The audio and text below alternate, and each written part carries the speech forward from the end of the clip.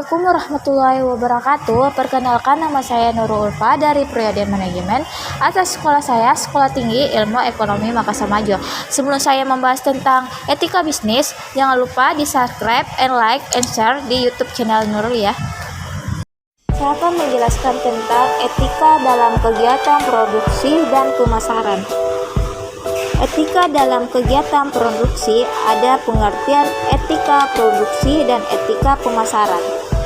Etika produksi adalah seperangkat prinsip-prinsip dan nilai-nilai yang menegaskan tentang benar dan salahnya hal-hal yang dilakukan dalam proses produksi atau dalam proses penambahan nilai guna barang. Pemasaran merupakan kegiatan yang mempromosikan dan menyampaikan barang atau jasa ke para konsumennya. Adapun tujuan produksi antara lain, yang pertama, memperbanyak jumlah barang dan jasa. Yang kedua, menghasilkan barang dan jasa yang berkualitas tinggi.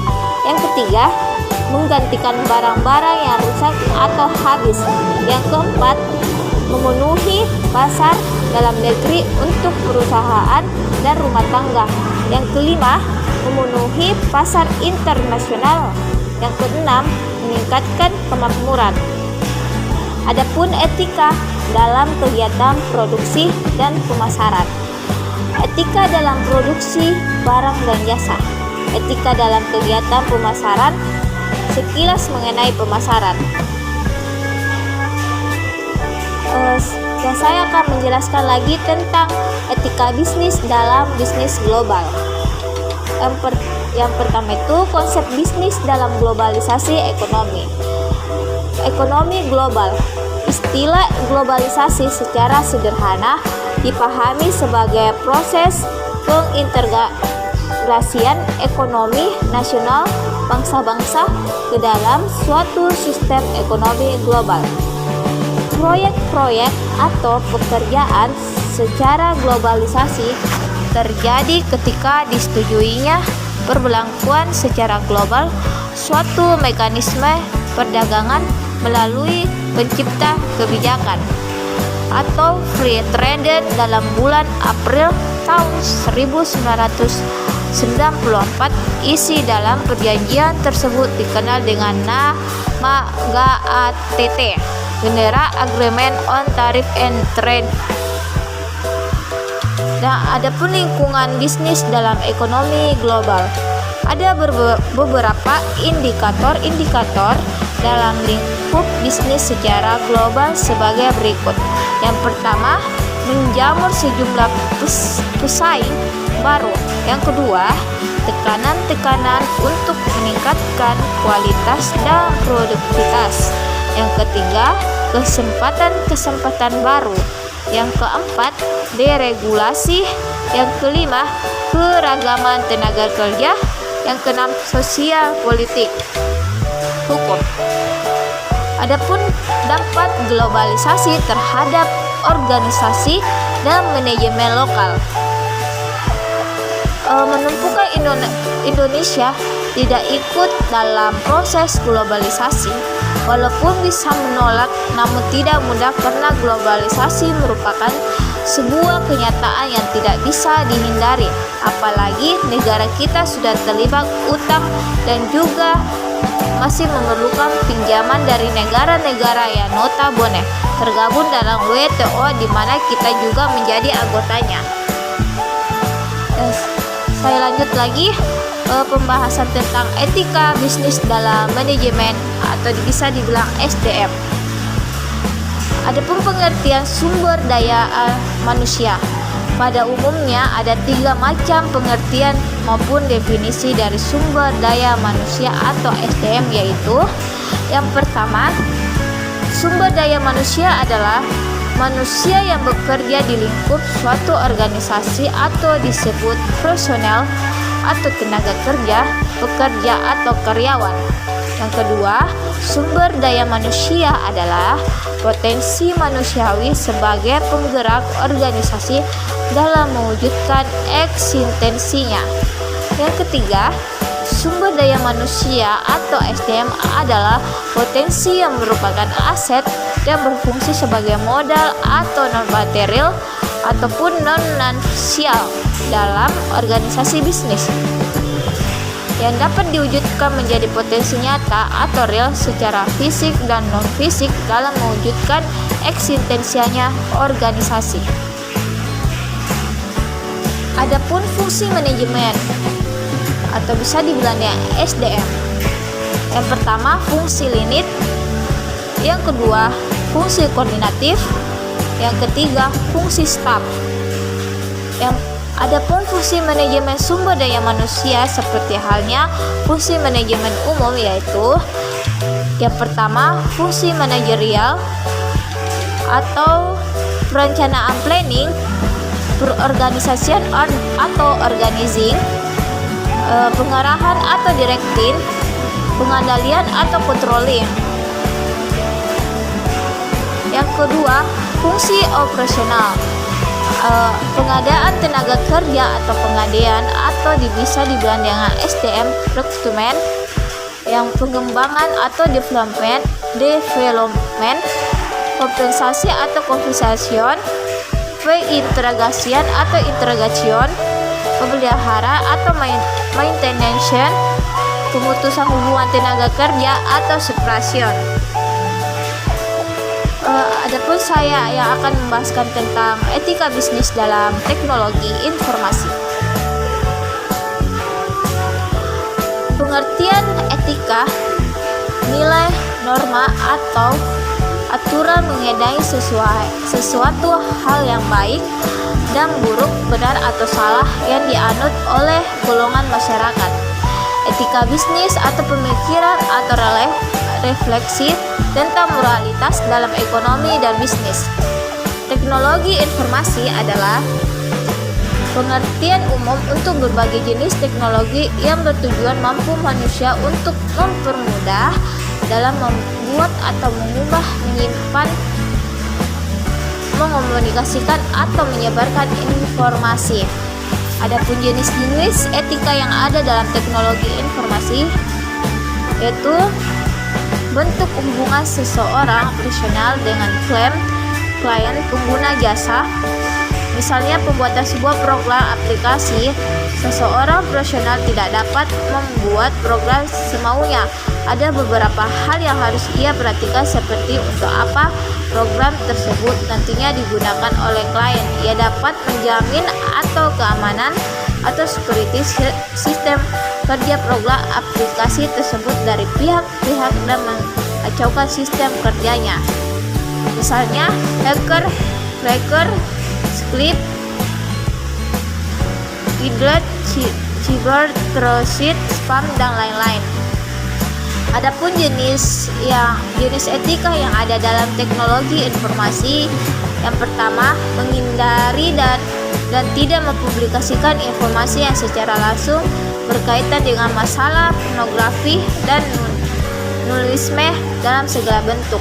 Yang kedua, menghindari dari tidak mempublikasikan informasi yang memiliki tendensi menyinggung secara langsung dan negatif masalah suku, agama, dan ras, termasuk di dalam usahanya penghinaan, pelecehan, pendiskreditasi, penyiksaan, serta segala bentuk pelanggaran hak atas perseorangan, kelompok atau lembaga institusi lainnya. Tidak menampilkan segala bentuk eksploitasi terhadap anak-anak di bawah umur. Bila mempergunakan skrip, program, tulisan, gambar, foto, animalis, suara atau bentuk materi dan informasi lainnya yang bukan pemilik hak cipta, bila ada dalam bersedia untuk melakukan pencabulan, bila ada yang mengajukan keberatan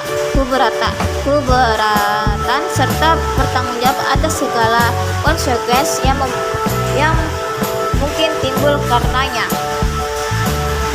Adapun jenis-jenis etika yang ada dalam teknologi informasi, yang pertama, seorang programmer tidak boleh membuat atau mendistribusikan malware.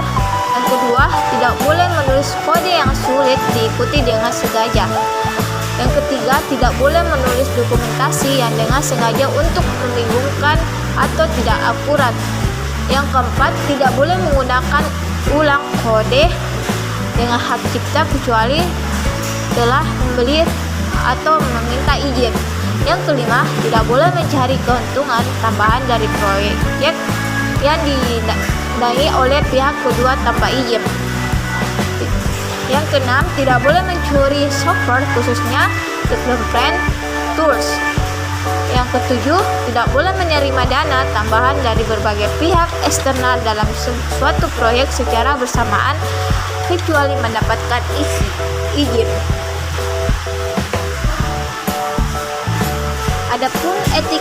Adapun saya akan membahas tentang etika bisnis dalam manajemen keuangan dan akuntansi. Yang definisi manajemen keuangan. Manajemen keuangan adalah manajemen yang mengaitkan pemerolehan atau bisa dibilang acquisition, pembiayaan atau pembelanjaan atau finansial dan manajemen aktivitas dengan tujuan secara menyeluruh dari suatu perusahaan. Manajemen terhadap fungsi keuangan adalah semua kegiatan atau aktivitas perusahaan yang bersangkutan dengan usaha mendapatkan dana yang dibutuhkan oleh perusahaan menggunakan dasar dana tersebut atau seefisien mungkin. Manajemen keuangan dalam perkembangan telah berubah. Yang pertama, dari situs yang bersifat deskriptif menjadi situs yang meliputi analisis dan teori yang normatif.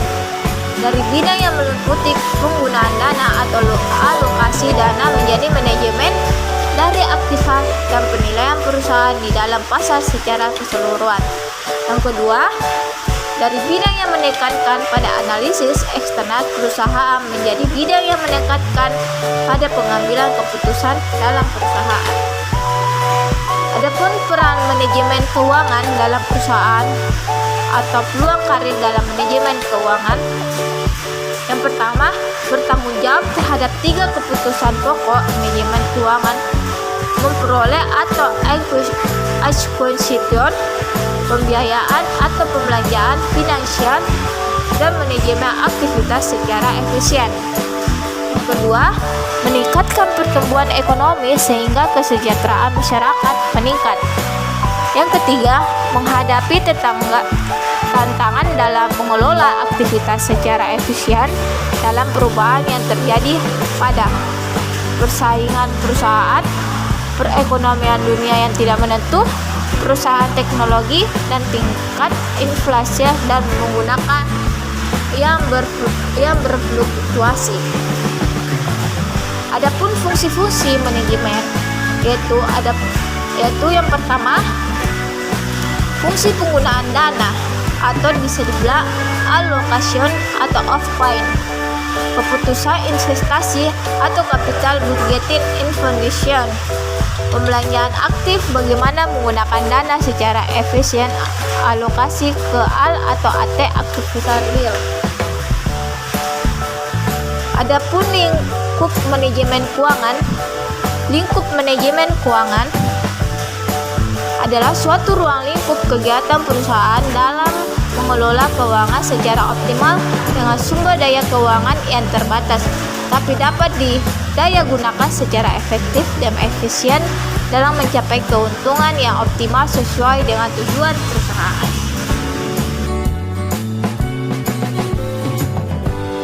Adapun tujuan manajemen keuangan, yang pertama, tujuan tradisional, yaitu memaksimalkan laba sudah tidak relevan lagi. Alasan memaksimalkan laba berarti tidak mempertimbangkan nilai waktu, ruang, risiko dan return masa datang tidak dipertimbangkan, serta kebijakan dividen tidak dipertimbangkan. Adapun dua tujuan yang lebih tepat atau relevan adalah alasan harga pasar mencerminkan evaluasi pasar terhadap presentasi perusahaan saat ini dan masa yang akan datang. Mempertimbangkan kapan return diterima, jangka waktu terjadi, risiko dan return, dan kebijakan independen.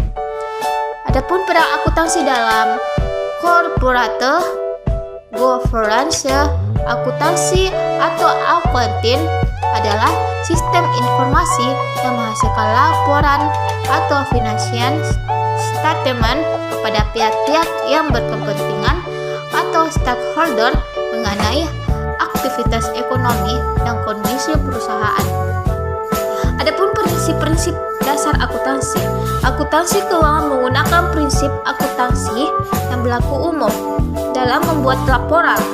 Prinsip dan konsep akuntansi dikembangkan dari hasil penelitian, praktik akuntansi sehari-hari, dan pengumuman dari lembaga yang berwenang, yaitu yang pertama, Financial Accounting Standard Board atau FASB yang menerbitkan Statement of Financial Accounting Standard and Interpretation.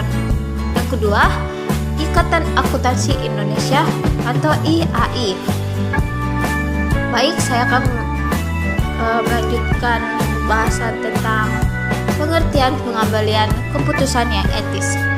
Pengembalian keputusan etis oleh Carlson, Kanmar, dan Wadsworth 2022 menjelaskan pengambilan keputusan etis sebagai suatu proses dilakukan individu yang menggunakan dasar pemikiran untuk menentukan apakah suatu isu tentu ada benar atau salah.